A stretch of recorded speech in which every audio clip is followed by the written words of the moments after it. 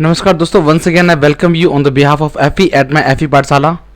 आज का जो टॉपिक है वह है दर्पण संबंधित सवाल, जो कि पेपर में हमेशा ही आते हैं। एसएससी की अगर मैं एग्जाम को उठा लूँ तो 100% है कि उसमें एक ना एक सवाल आपको मिलने वाला है, और कई बार 2 सवाल भी मिल जाते हैं। और कुछ पेपर तो ऐसे होते हैं, एसएससी जो कि टॉप प्रायोरिटी पे होता है एग्ज़ाम, तो जब ऐसे एग्ज़ाम में जब ये सवाल पक्का आने वाला है तो और एग्ज़ाम में भी इसकी जो आने की प्रायोरिटी वो बढ़ जाती है, जो इसकी महत्वपूर्णता है वो बढ़ जाती है। तो इन सवालों को आप बहुत ध्यान से देखेंगे। मैंने बहुत अच्छी कोशिश की है इसमें। मुझे ऐसा लगता है कि आपको ये सवाल आ ही जाए, ऐसा ना हो कि कहीं भी कुछ 19-20 की कमी हो। तो मैं कवर करूँगा इसके अंदर दर्पण संबंधित सवाल। वैसे तो टाइम ना होने के कारण मैं वीडियो बना नहीं पा रहा हूँ, लेकिन फिर भी आपके आने वाले कुछ कमेंट्स जो मुझे मजबूर कर देते हैं वीडियो को बनाने के लिए। कुछ कमेंट तो ऐसे होते हैं जिनको पढ़कर मैं बस पूछो मत, मुझे कितना सेटिस्फेक्शन मिलता है कि लगता है हाँ जैसे बनाने का उद्देश्य पूरा हो गया। जैसे कि मैं कुछ कमेंट बताता हूँ। एक मिस्टर जितेंद्र धनवाल हैं जिन्होंने लिखा है, okay sir ji, thanks sir, but week में एक बार आते रहा करो जी, आपका पढ़ाया हुआ हर चीज़ माइंड में रहता है। पहले मुझे मैथ्स को बिल्कुल भी समझ में नहीं आती थी, बट अब फ्राइडेदार आता है। बहुत बहुत धन्यवाद। तो थैंक यू जितेंद्र जी कि आपने हमें क्रेडिट दिया, बट ऐसा कुछ नहीं है। आपने मेहनत की है, आपने सवालों को समझा है, और थैंक्स ऊपर वाले को कि आपने जब सर्च किया तो हमारा चैनल आपको मिला और आपने वहाँ से वीडियो देखी। तो ऐसे ही कुछ मज़ेदार एक कमेंट आया था मोहम्मद शहजाद का, सर मैं कंपटीशन क्लास में मैथ्स नहीं पढ़ा, बट आपकी वीडियो को देखकर मैं बहुत अच्छी मैथ्स बना पा रहा हूँ। Thank you so much sir. Online class start कीजिए प्लीज़, रिप्लाई सर। तो इनको भी मैंने रिप्लाई कर दिया। वैसे ऑनलाइन क्लासेस देना बहुत तो मुश्किल होता है, क्योंकि उसके पीछे एक काफ़ी अच्छा इन्वेस्टमेंट होता है और टाइम भी प्रॉपर देना होता है। बट मेरा एक छोटा सा प्रयास है कि मैंने जो सीखा है अपनी लाइफ से कंपटीशन को लेकर, जुगाड़, ट्रिक, टिप्स जो भी हैं वो मैं आप लोगों के साथ शेयर करूं। तो यूट्यूब इज़ ए माध्यम जिसके माध्यम से मैं आपको ये सब दे पा रहा हूं। Thanks to YouTube, thanks to Google, और वी होप कि मैं इसी तरीके से देता रहूं। तो चलते हैं आज की क्लास की ओर। सबसे पहले वही बात कहूँगा, अगर आपने हमारे चैनल को अब तक सब्सक्राइब नहीं किया है तो just you have to type in your URL, it's www.youtube.com/friendseducation। Friends education is our channel name. Google पे भी आप हमें फाइंड कर सकते हैं, इट्स Google/फ्रेंड्स एजुकेशन। लिंक्डइन पे भी आप मुझे फॉलो कर सकते हैं इस लिंक के द्वारा। तो चलता हूँ आज की इस क्लास की ओर। तो वैदिक गणित आज का जो टॉपिक है वो बेसिकली रीजनिंग से है। मैं मैथ्स को लेकर वीडियो बनाता हूँ ज़्यादा। जीएस पे भी मेरे कुछ वीडियो हैं जो जुगाड़ को लेकर होते हैं, जिनको पढ़ के आप थोड़ा सा ज़्यादा टाइम तक याद कर पाते हैं चीज़ों को। तो आज का टॉपिक है रीजनिंग में से। तो let's go for today class once again. पहला सवाल, एक घड़ी में 3:20 हो रहे हैं, तो उसके सामने दर्पण में इसी घड़ी के प्रतिबिंब में कितने बचेंगे? भाई एक शीशा है, एक दर्पण है, एक मिरर है। कुछ भी हो सकता सवाल ये भी हो सकता है कि एक मिरर के अंदर घड़ी का जो प्रतिबिंब है वो ये टाइम दिखा रहा है, तो वास्तव में टाइम क्या हो रहा है, सवाल ऐसा होता है। बट यहाँ पर जो सवाल है वो ये है कि घड़ी में 3:20 हो रहे हैं, तो आपको बताना है कि उसके सामने एक दर्पण है, उस दर्पण में क्या समय हो रहा होगा। अभी तो आपको साफ दिखाई दे रहा है कि दर्पण में समय ये हो रहा होगा, लेकिन पेपर में आपको ये फिगर बना के नहीं देगा, आपको बस बताएगा, टेक्स्ट में आपको देगा और कहेगा इसका उत्तर निकालो। तो अभी तो 8:20 है। अब आप कहोगे सर हम पेपर में जब करेंगे सवाल को तो घड़ी बना लेंगे 3:20 और फिर हमें साफ दिखाई देगा उसका प्रतिबिंब कितना हो रहा है। तो दोस्त कई बार कन्फ्यूज़न हो जाती है कि प्रतिबिंब बनता कुछ और है, बट आप जैसे ये आपके 3:20 हो रहे हैं, तो जो छोटी वाली घड़ी 3 के आसपास है, तो कहीं ऐसा ना हो आप इसको कुछ फिगर बनाते कुछ और कर दो, या ऐसी गलतियाँ होती हैं। तो आपको इसको करने के लिए एक आपको फॉर्मूला याद रखना है, इट्स 11:60। आपको 11:60 में से टाइम को लेस करना है, जो भी टाइम गिवन है। जैसे यहाँ टाइम गिवन है 3:20, तो 3:20 को मैं इसमें से लेस कर दूंगा। तो लेस करके 6 में से 2 गए 4 और 11 में से 3 गए 8, तो 8:40 is the answer of this question, जैसा कि आप देख पा रहे हैं 8:40। चलते हैं अगले सवाल की ओर। एक घड़ी में 3 बज रहे हैं, तो उसके सामने दर्पण में इसी घड़ी का प्रतिबिंब में कितने बचेंगे? तो ये भी सेम सवाल है और मुझे लगता है आप इसे आराम से कर पाएंगे। 11:60 में से मैंने लेस कर दिया 3 बजे को, 3 बजे यानी 3:00 और 6 के 6 और 11 में 3 गए 8, 8:60, यानी कि 8 घंटे 60 मिनट का मतलब 60 मिनट ऑलरेडी 1 घंटे होते हैं, यानी कि ये बजेंगे 9 बजे। 8 घंटे और 60 मिनट यानी कि 8:60 का मतलब होता है 9 बजे। तो जब 3 बज रहे हैं तो इसके सामने अगर कोई दर्पण होगा तो इस दर्पण में जो घड़ी होगी उसमें 9 बजेंगे।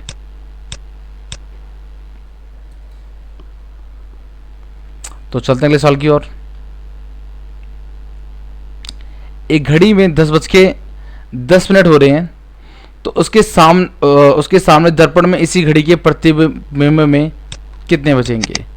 तो सेम 11:60 में से मैं लेस कर दूंगा 10:10, तो 6 में से 1 गया 5 और 11 में से 10 गया 1, यानी कि 1:50। यानी कि अब यही गड़बड़ है, जब आप पेपर में करेंगे अगर आप नॉर्मली फिगर बनाते हैं तो इट में भी कि आप 2:50 बजाते हैं, ये आपको ध्यान रखना है। 2:50 इट्स ए रॉन्ग आंसर, क्योंकि फिगर को देखते हुए शायद आप 2:50 बनाते हैं, but your answer will be ये 12 है, ये 1 है, ये 2 है, ये 3 है, तो your answer will be 1:50। But इसका एक अपवाद भी है, वो अपवाद मैं आपको बताता हूँ, आप ध्यान देना इस अपवाद पर। अगर समय हो रहा है 11:15, उसके सामने एक दर्पण है और उस दर्पण में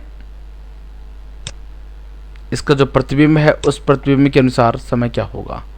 तो अब आपको 11:60 में से लेस नहीं करना है, यानी इसका जो अपवाद का नियम है वो है 11 से अगर 1 बजे के बीच का समय होगा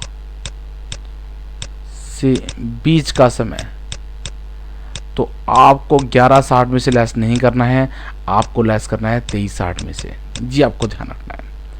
तो मैं 11:60 में से मैं 23:60 में से मैं 11 लेस कर देता हूँ, तो 10 में से 5 गया 5 और यहाँ बचे 5 में से 1 गया 4, 3 में से 1 गया 2 और 2 में से 1 गया 1, तो इट विल बी यानी कि 1:45, यानी कि आपका समय होगा 12:45।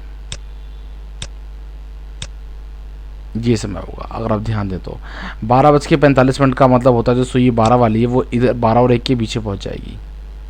जैसे यहाँ 11-12 के बीच में, वैसे ही 12-1 के बीच में हो जाएगी यहाँ पर, और जो 3 पे सुई थी वो पहुँच गई यहाँ। अगर मैं इसको 11:60 में से लेस करता तो आंसर गलत आता। 11:60 में से अगर मैं इसको लेस करूँगा 11:15 को तो जस्ट ओनली 45, तो 45 इज़ नॉट पॉसिबल। तो इस तरीके से आप 45 को एक तरीके से आप कहोगे सर 0 इसको मान लो, तो 0 का मतलब 12 होते हैं, यानी कि 45 इट्स आंसर राइट। बट कई बार आप गड़बड़ कर देंगे अगर कुछ और दे दे पेपर में, तो जैसे कि मैं कुछ और लेता हूँ, जैसे मान लीजिए मैं लेता हूँ 12:15 हो रहे हैं या 12:20 मान लेता हूँ, ठीक है। एक घड़ी में बनाता हूँ और इस घड़ी के हिसाब से 12:20 हो रहे हैं, ये आपको ध्यान देना है, ठीक है भाई। आपको मानना है 12:20 हो रहे हैं, तो इसके सामने एक दर्पण है, उस दर्पण में क्या टाइम हो रहा होगा, तो आपको लेस करना है। अब भाई सबसे पहली बात तो ये है कि 12:20 को आप लेस ही नहीं कर पाएंगे 11:60 में से, ठीक है। चलिए आप कहोगे बड़े में से छोटा घटाना, तो मैं 11 में से 60 लेस कर देता हूँ, तो अब 20 में 60 तो जाएगा नहीं, ठीक है। तो आप क्या करेंगे, आप इधर से एक उधार लेंगे, जब वो 1 घंटा इधर आएगा तो दैट विल बिकम 60 मिनट, तो 60 मिनट जब इधर आएंगे तो 60 और 20 कितने हो जाएंगे 80 मिनट, 80 मिनट में से 60 मिनट जाएंगे तो बचेंगे 20 मिनट, तो ये आंसर हमारा गलत हो जाएगा, यानी कि 12:20 तो होंगे नहीं भाई, क्योंकि 12:20 तो पहले ही हो रहे हैं, तो ये यहाँ पे सवाल को गलत कर देगा। क्योंकि आप खुद देखिए ना 12:20 में से आप खुद 12 घंटे घटा रहे हैं, है ना, तो 20 मिनट तो बचेगा भाई। 12:20 में से 11 घंटे 20 मिनट घटाने का मतलब क्या, 12 घंटे घटा रहे हैं आप, तो 20 मिनट बचेगा। बट 12:20 का उत्तर 12:20 तो होगा नहीं प्रतिबिंब में देखने पर, ये ध्यान रखना है आपको। एक बात को आपको ध्यान रखना है, घटाने पर क्या होता है थोड़ा सा भाई, जैसे मान लीजिए मैं 10:20 में से मैं 9:40 घटा रहा हूँ, ठीक है। तो ऐसे मैं आपको समझाना चाह रहा हूँ कि घटाते किस तरीके से हैं टाइम में। 0 में से गए 0, अब 12 में से 4 गए 8 बजते हैं, अब 12 में से 4 जाएंगे 8, लेकिन ऐसा टाइम के साथ करेंगे तो गड़बड़ हो जाएगा। टाइम के साथ ऐसा नहीं करना आपको देखना है भाई 20 में से 40 जाएंगे कुछ नहीं जाएगा भाई, घटेगा ही नहीं। तो आपको यहाँ से एक उधार लेना है, बट यहाँ पे घंटे हैं, तो जब 1 घंटा जब इधर आएगा 60 मिनट बन जाएंगे, तो 60 मिनट 20 मिनट पहले से हैं, ये हो जाएंगे 80 मिनट। 80 मिनट में से 40 मिनट जाएंगे तो बचेंगे 40 मिनट, और यहाँ बचेगा आपका 9 में से 9 हो गया 0। जब 1 घंटा उधर जाएगा तो 60 मिनट बन जाएंगे। बेसिकली जब हम इस सवालों को करते हैं तो एक तरीके से जब एक उधार लेते हैं, क्योंकि बात हम करते हैं रुपए की, तो वहाँ पे तो 1 से 1 जाता है, 1 रुपये में 100 पैसे होते हैं, तो कोई दिक्कत नहीं होती वहाँ पर। बट यहाँ पर आपको ध्यान रखना होगा। तो अब मैं 12:20 को लेस करता हूँ 23:60 में से, ताकि इसका उत्तर निकल सके। तो ये है 12:20 में से लेस कर दिया मैंने, और 6 में से 2 गया 4, और 3 में से 2 गया 1, और यहाँ पे गया 2 में यहाँ 2 में से 1 गया 1, यानी कि 11:40 भाई फिगर थोड़ा सा सही नहीं बना। 12:20 का मतलब होता है जो ये छोटी वाली सुई है ना, ये इधर जाएगी 12 और 1 के बीच में, थोड़ा सा समझ रहे हैं बात को थोड़ा सा, क्योंकि भाई 12 से जब ऊपर होगी तो छोटी वाली सुई 12 और 1 के बीच में आनी शुरू हो जाएगी, है ना। तो ये जो सुई होगी छोटी वाली, वो 12 और इस 1 के बीच में कहीं ना कहीं होगी। तो जब 12 से 1 के बीच में होगी, तो जब प्रतिबिंब के इधर देखेंगे तो ये छोटी वाली सुई 12 और 11 के बीच में हो जाएगी, यानी कि यहाँ हो जाएगी ये। समझ रहे हैं बात को। दोबारा बना देता हूँ मैं फोटोज़ को, इस इमेज को। जो छोटी वाली सुई है ये तो 12 है, और ये आपका 11 है, तो ये 1 है। पहले क्या था, जब 12:20 हो रहे थे तो सुई इन 12-1 के बीच में थी, तो जब प्रतिबिंब के इधर देखा जा रहा है इसको, तो छोटी वाली सुई पहुँच गई 12 और 11 के बीच में, यहाँ पे पहुँच गई होगी कहीं है, ठीक है।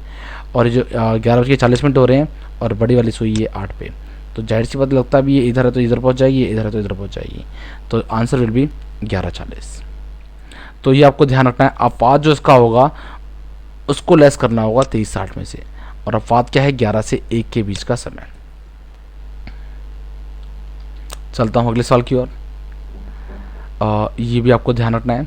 एक घड़ी में 3:20 हो रहे हैं, तो उसके नीचे रखे दर्पण यानी कि उसके नीचे रखा हुआ दर्पण, या फिर इसको हम कई बार क्षैतिज दर्पण भी बोल देते हैं, और एक ऊर्ध्वाधर होता है, एक क्षैतिज होता है। तो क्षैतिज आपको ध्यान रखना है जो नीचे की और होता है, यानी कि जैसे कि इस तरीके से ये आपका, तो ये तो इसको जल प्रतिबिंब भी कई बार पेपर में कहा जाता है। यानी कि जैसे मान लीजिए एक ये घड़ी है, इस घड़ी में कोई समय हो रहा है, इसके नीचे एक दर्पण रख दिया गया है, या फिर एक नदी है या फिर जल है, इस जल में इसका समय क्या होगा, ठीक है, इस जल के अंदर इसका समय क्या होगा। ये नदी है या फिर दर्पण मान लीजिए, या तो आप दर्पण मान लीजिए, या फिर एक कोई नदी है, इस नदी में इसी घड़ी का प्रतिबिंब दिखाई दे रहा है। इस प्रतिबिंब में जो भी यहाँ समय हो रहा है वो समय क्या होगा, ठीक है। जैसे कि यहाँ पे हो रहे हैं 3:20, तो आपको बताना है यहाँ पे समय क्या हो रहा है। इसको घटाने के लिए आपको जो ट्रिक है वो है 18:30। 18:30 में से आपको लेस करना होगा, में से घटाना होगा। तो मैं 18:30 में से लेस कर देता हूँ यहाँ पर। अभी तो यहाँ पे मैंने प्रतिबिंब बनाया हुआ जल में दिखाने को, दर्पण में दिखा रहा हूँ मैं। तो अब मैं घटा के देख लेता हूँ क्या सच में वही आता है। 18:30 में से मुझे लेस करना है 3:20। तो 3 में से हो गए 1, 18 में से 3 गए 15, तो 15:10 का मतलब होता है, 15:10 का मतलब होता है 3:10। तो इट्स इजी, क्योंकि जो पहले सुई थी, आई थिंक समझ पा रहे होंगे आप, इसमें कुछ नया नहीं है, आप ईजिली कर पा रहे होंगे।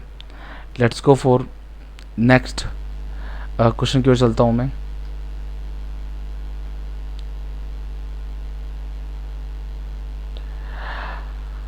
अगले सवाल जो पेपर में देखने को मिलते हैं, जिसकी वजह से ये वीडियो बनाया गया है, भाई ये चीज़ है, आपको ध्यान देना है, इस ट्रिक पे बहुत ध्यान से फोकस करना होगा।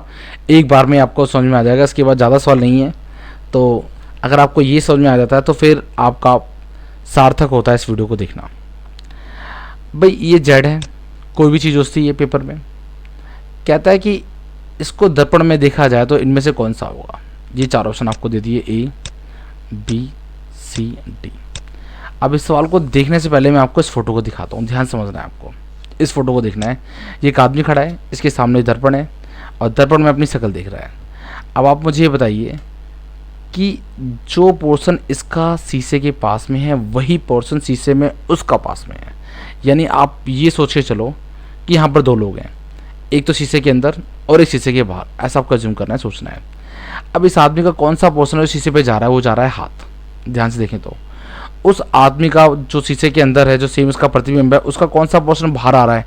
बाहर क्या कहने का मतलब, जो इसके पास आ रहा है वो भी उसका हाथ है।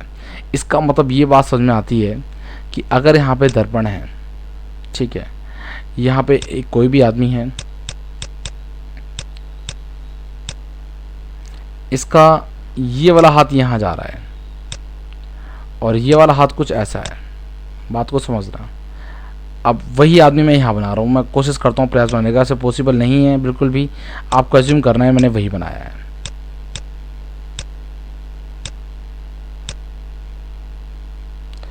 अब उसका एक हाथ आगे है तो जाहिर सी बात है इसका भी एक हाथ आगे होगा क्योंकि प्रतिबिंब है। दूसरा हाथ कुछ ऐसा, लाइक दैट, जो भी है, तो ये प्रतिबिंब है। अब आपको यही आपको जवाब देगा हर चीज़ के। इसका मतलब ये है कि दर्पण के आगे जो, जैसे मान लीजिए यहाँ इसकी एक पॉकेट बनी हुई है, ठीक है, तो इसकी पॉकेट भी यहाँ बनी होगी, ठीक है। इसने अपनी एक टांग को उठा रखा है आगे की ओर और एक टांग उसकी वैसे ही है, तो ये भी अपनी एक टांग उठाएगा आगे की ओर और एक टांग उसकी ऐसे ही है। इस बात से ये बात सीखने को मिलती है भैया कि शीशे के सामने जो पोर्शन उसका आगे है वही पोर्शन फोटो में भी आगे होगा, जो सवाल हो देगा। अब मैं चलता हूँ सवाल की ओर। जैसे कि सवाल कहता है जेड, यानी कि जो चीज़ उसकी आगे है वो चीज़ हमें आगे रखनी है। जैसे मान लीजिए जेड है, ठीक है, ये जेड है, ये शीशा है, ठीक है। अब ये देखिए इस पॉइंट को, मैं इस पॉइंट को यहाँ ड्रॉ कर देता हूँ, ठीक है, यहाँ मैंने ड्रॉ कर दिया, ठीक है। अब ये क्या है, शीशे के पास जा रहा है तो मैं शीशे के पास जा रहा हूँ, ठीक है। अब वो शीशे से दूर और नीचे की ओर जा रहा है, वो शीशे से दूर और नीचे की ओर जा रहा है तो मैं नीचे की ओर जा रहा हूँ। फिर वो शीशे के पास जाता है सीधा, फिर वो शीशे के पास जाता है सीधा, ठीक है, बन गया। अब आपको देखना है इनमें से कौन सा है। ये तो पॉसिबल नहीं है, यही पॉसिबल नहीं है और यही पॉसिबल नहीं है, तो आंसर इज, देखिए ये दोनों सेम लग रहे हैं, ये और ये सेम लग रहा है, तो आंसर इज सी। अब चलता हूँ अपने अगले सवाल की ओर, जो ऐसे ही होगा कुछ। शेयर, आपको देखना है शेयर कैसे बन रहा है इसके अंदर, तो देखते हैं। अब मैं फ़िलहाल इसको बनाता हूँ शेयर को कि किस तरीके से हमारे हिसाब से बनना चाहिए। SHERE, ये आपका दर्पण हो गया। तो भाई जो पास में होगा वो पास से बनेगा, यानी पहले ई बनेगा और सबसे लास्ट में क्या बनेगा, एस बनेगा। भाई शीशे के सबसे पास कौन है, ई, तो सबसे पास शीशे के बनेगा ई। सबसे दूर है एस, तो सबसे दूर बनेगा एस। तो सबसे पहले ई बनाता हूँ मैं। ई का मान लीजिए ये वाला डॉट मैंने बना लिया यहाँ पर, ये वाला डॉट आपका ये रहा, तो ये दूर गया, फिर नीचे गया, फिर दूर आया, फिर इसमें एक डंडा पास आ रहा है, ई डंडा पास आ रहा है, ई तैयार हो गया। अच्छा ठीक है, कमाल की बात है, चारों में एक जैसे ई हैं, यानी कि अभी उत्तर निकल के नहीं आता। ठीक है, अब बात करता हूँ मैं आर की। आर की में इस डंडे को, जो लंबा सा डंडा है, इस डंडे को मैंने मान लिया ये। इसके बाद क्या होता है, एक चीज़ है जो शीशे के आगे जाती है, फिर अंदर घुस के फिर नीचे आती है। एक चीज़ है जो शीशे से आगे जाती है, फिर अंदर आके नीचे जाती है। ये मैंने यार बना दिया। ए तो जैसा होता है वैसे ही बनता है भाई। कुछ चीज़ें जो हमेशा एक जैसी बनेंगी, जैसे ए हो गया, आई हो गया, O U V M N, N तो नहीं बनेगा ऐसे, डब्लू, तो ऐसे हैं काफ़ी जो एक जैसे बनते हैं, उनको आप एक बार देख लेंगे तो इट विल बी इजी। ठीक है, तो ए हो गया। अब बारी आई किसकी, एच की। एच भी ऐसी बनेगा, ऐसे नहीं लिखा मैंने, एच भी ऐसे बनेगा। ऐसे बहुत सारे लेटर जैसे बनते हैं एच। अब बारी आई, अब एक बार आप देख लीजिए क्या इनमें से कोई ऐसा जो कॉमन होता हो, जो एक जैसा बन रहा हो। क्या ये मैच करता है? हाँ ये मैच करता है। क्या और, यानी कि इसके होने के चांस अब तक हैं, लेकिन क्या किसी और में भी है? लेकिन इसमें देखिए सेम एज इट इज़ आ रहा है, ई आर ए एस। ठीक है, और ई, ये आर ऐसा नहीं बनेगा, यानी ये नहीं होता, तो इसमें भी आर ऐसे ही है, आर ऐसा नहीं होता, तो यानी कि ए और डी में इसका उत्तर है। अब लेकिन यानी एस को भी और करना पड़ेगा। एस को देखते हैं, इस पॉइंट को मैं मान लेता हूँ ये। अब ये इस पॉइंट से शीशे से दूर हो रहा है, शीशे से दूर होता है, तो मैं भी शीशे से क्या होऊंगा, दूर होऊंगा, और फिर नीचे गया और फिर इस तरीके से ऊपर मुड़ गया। ठीक है, इसका मतलब ये एस कुछ ऐसा हो गया, SHERE, ये पूरा मैच करता है इसके साथ। यहाँ तो एस बिल्कुल सेम टू सेम रख दिया गया है, तो ये तो पॉसिबल नहीं है, तो आंसर विल बी डी। और आज का लास्ट ये क्वेश्चन इस वीडियो का। तो इसमें मेरे को ड्रॉ करना है कुछ ऐसा।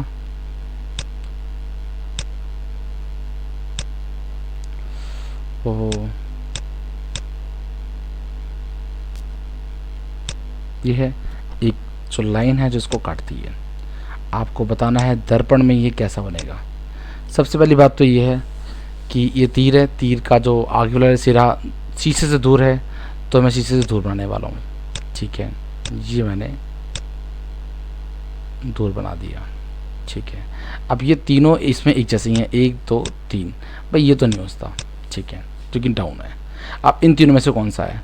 अब मुझे ध्यान देना है, ये जो लाइन काट रही है, जो लाइन काट रही है, पहली बात तो शीशे के दूर से आ रही है, शीशे के दूर से आ रही है। समझ रहे बात को? शीशे के दूर से आ रही है और नीचे पास हो रही है। तो ऊपर से आ रही है, ध्यान ना, ऊपर दूर से आ रही है, तो मैं ऊपर से लाऊंगा, दूर से लाऊंगा, और नीचे आके पास आ रही है।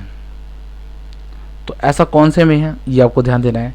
इसमें नहीं है, इसमें भी नहीं है, ऐसा इसमें है। तो आंसर विल बी ए। तो ये था आज का वीडियो दर्पण संबंधित सवालों पर। आई होप कि आपको वीडियो पसंद आया होगा। अगर आपको पसंद आता है तो प्लीज़ आप कमेंट करके और लाइक करके मुझे बताएं कि आपको वीडियो कैसा लगा, और प्लीज़ शेयर करना ना भूलें फेसबुक पर। मुझे पता है आप में से काफ़ी दोस्त मेरे साथ फेसबुक पे मेरी आईडी के साथ जुड़े हुए हैं, जो मुझे थैंक यू बोलते हैं, कमेंट्स भी करते हैं, और मुझे पर्सनली मैसेज करके बोलते भी कि सर आप इस पर वीडियो बनाओ, प्लीज़ सर इस पर वीडियो बनाओ, ये वाला एग्ज़ाम हमारे पास आ रहा है। तो मैं उन लोगों से रिक्वेस्ट करता हूँ कि अगर आप मेरा फेसबुक पे ये वीडियो देखते हैं तो आप प्लीज़ उसको शेयर करना ना भूलें। और इट बी वेरी इजी कि जब आप यूट्यूब पे वीडियो को देख रहे होते हैं, there is also option share का। शेयर पे क्लिक करते हैं, आपके पास ऑप्शन आता है व्हाट्सअप, ट्विटर, फेसबुक। तो वहाँ पे आप फेसबुक या व्हाट्सअप पे क्लिक करके अपने दोस्तों के साथ शेयर करते हैं, क्योंकि ज्ञान बांटने से बढ़ता है। Thank you so much. आज की वीडियो में बस इतना ही। आपसे मिलता हूँ मैं अगली वीडियो में।